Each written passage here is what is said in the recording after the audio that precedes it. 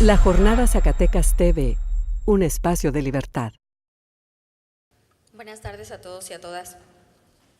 Me gustaría compartir una breve propuesta, una breve información que se va a traducir en algunas propuestas que por supuesto abonan un poquito a lo que hemos estado escuchando del resto de las personas que han participado. A mí en lo personal me da mucho gusto escuchar jóvenes con el ímpetu de transformar la realidad que nos aqueja, porque es indiscutible que el dolor que genera la inseguridad en la que vivimos obviamente hace que nuestra sociedad no vive en una cultura de paz. La mera definición de paz como ausencia de guerra ya no es satisfactoria, lo sabemos. Tampoco se puede referir a la seguridad como una seguridad estatal o una seguridad nacional. No obstante, es precisamente la seguridad nacional la que ha ocupado el aspecto preponderante para el Estado mexicano. Desde que inició la estrategia del combate contra el narcotráfico, la guerra que inició, particularmente ya de manera más frontal en el sexenio de Felipe Calderón, la seguridad nacional es lo que ha tenido una atención puntual en todas las estrategias de política criminal que se han implementado en el gobierno desde que inició esa famosa guerra, que por cierto no ha sido una iniciativa meramente autónoma de nuestro país, sino que viene muy encaminada por las políticas de seguridad a nivel internacional y particularmente las que se han implementado a partir de la política antidrogas de Estados Unidos. Pero quien viene a pagar las consecuencias en sangre, en vidas y en todo el trastorno, que también lo hablaba la persona que intervino en un principio cuando hablaba de la salud mental, ¿no? Quien viene a pagar todas esas consecuencias somos nosotros, quienes vivimos en este país. Se invierten miles y miles de millones de dólares en estrategias que van encaminadas a tácticas de guerra y no de paz. Y como entendemos más siempre de violencia y como entendemos más siempre de guerra, porque esos son los conceptos que fácilmente nos aterrizan. Cuando hablamos de paz, solamente se nos viene a lo mejor a la mente la palomita, sí, algunos símbolos como decía hace un rato que platicaba con una persona que estaba sentada a mi lado, la canción de John Lennon, sí, pero hablamos de guerra y fácilmente nos ubicamos con todas esas noticias dolorosísimas de personas que están perdiendo la vida, de mutilados, de desaparecidos, de tantas y tantas víctimas de lo que estamos viviendo. Pero eso es a consecuencia de una política de guerra, no de una lógica de paz en la que se trabaja. Entonces, naturalmente, en la vida personal y social, la seguridad se ha considerado como un aspecto fundamental. Ya lo veíamos cuando nos hablaban también de la pirámide de Maslow.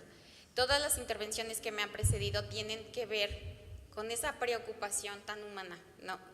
Las personas que tienen que salir a diario, que tenemos que salir a diario, que tenemos que convivir en una sociedad violenta, no nos sentimos seguros. Y eso genera obviamente un círculo de violencia en el que solamente estamos pensando en ese aspecto violento, lógico, desde donde se abordan todas las perspectivas que se tratan de implementar en la sociedad. ¿Por qué no entendemos más de paz entonces? ¿Por qué nuestra propuesta? Yo traía preparado, la verdad, un discurso mucho más técnico y enfocado a las definiciones que tienen que ver con los estudios de la seguridad humana y lo que se define por seguridad nacional, pero me parece más trascendente llegar directamente a las propuestas que incluyen este enfoque de seguridad humana, donde la lógica del Estado, esta lógica de protegernos y de armarnos hasta los dientes, yo la verdad es que no me siento más segura viendo uno de estos tanques casi de guerra en la calle y a todos armados hasta los dientes. No me siento más segura con eso. Y seguramente esto tiene mucho que ver con la sed de venganza que genera que genera en la sociedad el ver todo lo que nos ocurre. ¿Y qué queremos? Resultados concretos, porque al final de cuentas todo se va a traducir en cuántas personas detuvieron, inocentes o culpables. No lo vamos a saber porque nuestro sistema de justicia es supremamente imperfecto. Y se los digo como conocedora experta en derecho penal. sé perfectamente que la mayoría de las personas que llegan ahí que llegan a ser procesadas, por ejemplo, por un delito, lo han sido porque fueron detenidas en flagrancia. Y ya hablaron también las personas que me precedieron de impunidad. Pero yo les quiero hacer una pregunta. El derecho penal, entonces, con esas penas tan altas y tan, lo que Gunther Jacobs denominó derecho penal del enemigo, castigando con esas propuestas incluso populistas o populismo punitivo de pena de muerte a secuestradores, pena perpetua a esto, ¿realmente persuade de la comisión de los delitos? La respuesta es no, porque las cifras de impunidad no lo demuestran. Una persona que tiene la posibilidad de entrar al crimen organizado, por ejemplo, y que terminará con mucha seguridad su vida en muy pocos años, mutilado, desaparecido, cocinado, tendrá más miedo a esas formas tan violentas de perder la vida que a que le detengan y le procesen en un proceso penal. Yo creo que no. Entonces el derecho penal no está siendo una respuesta. La política criminal que se está implementando en el país no está siendo una respuesta, y por eso hay que pensar, aquí es donde quiero llegar a las propuestas concretas, en una política criminal que identifique a los actores involucrados en el conflicto, poniendo atención en aquellos procesos de exclusión social que generaran proclividad en los grupos sociales a incurrir en conductas tipificadas como delitos. ¿Quiénes son los delincuentes? ¿Quiénes son quienes nos hacen daño? ¿Quién es ese enemigo al que estamos identificando y que nada más queremos abatir, ¿no?, en ejecuciones sumarias que se están dando? Ahí está el caso Tlatlaya, por ejemplo. ¿Quiénes son esos enemigos y de dónde vienen? Porque somos corresponsables como sociedad de generar estas personas que están llegando a privar de la vida y a cometer esos crímenes de alto impacto, y no estamos haciendo un énfasis en nuestra política criminal para identificar a los actores. La política criminal que se adopte tiene que perseguir un fin ulterior, es decir, el bienestar común, precisamente en ese enfoque de seguridad humana, de seguridad ciudadana, y que la sociedad de manera integral, de manera integral y no en un mero control de la criminalidad, ya que el aislar el delito de otros fenómenos en los que tiene responsabilidad el Estado solo lleva a la invisibilidad de las lógicas adyacentes en las que se genera el fenómeno, y con ello se deja de atacar el problema con lo que se relaciona. Ahí está, ¿no?, toda la violencia estructural, porque detectamos la violencia directa, esa sale todos los días en las redes sociales. Ahí tenemos unas páginas muy populares, ¿no?, que todo el mundo estamos consultando a ver qué pasó y dónde, con imágenes gráficas de sangre, de mutilados, de cadáveres que se encuentran por toda la ciudad. Pero eso es la violencia directa, una manifestación de la violencia estructural. Por eso es que tenemos que poner un énfasis en todos esos factores adyacentes. Entonces, se tiene que integrar la política criminal a esa política el objetivo de la cohesión social e integrar mecanismos de participación política que vayan más allá del enfoque en el derecho penal y en el uso de la fuerza pública.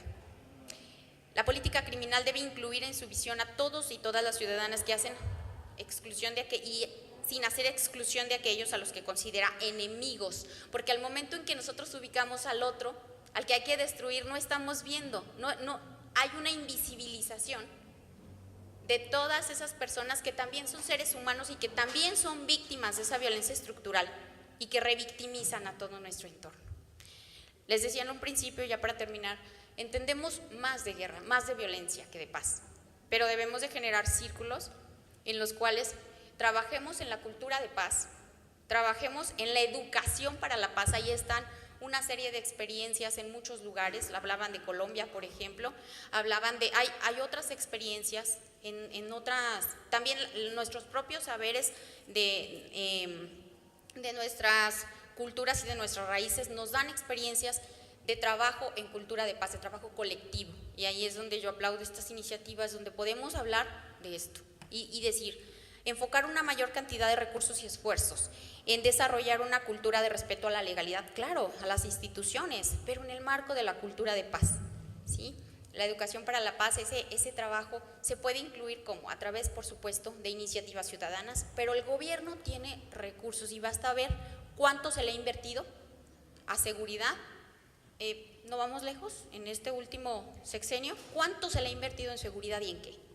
Y es armando hasta los dientes a todas las personas que andan ahí, que al último también ellos tienen miedo de su propia seguridad, que no generan una respuesta, porque yo no me siento más segura y estoy segura también que la población es todo este miedo, toda esta psicosis colectiva que se genera a través de todas las imágenes de violencia, nos está hablando de que no estamos hablando en una clave de paz. Gracias. La Jornada Zacatecas TV, un espacio de libertad.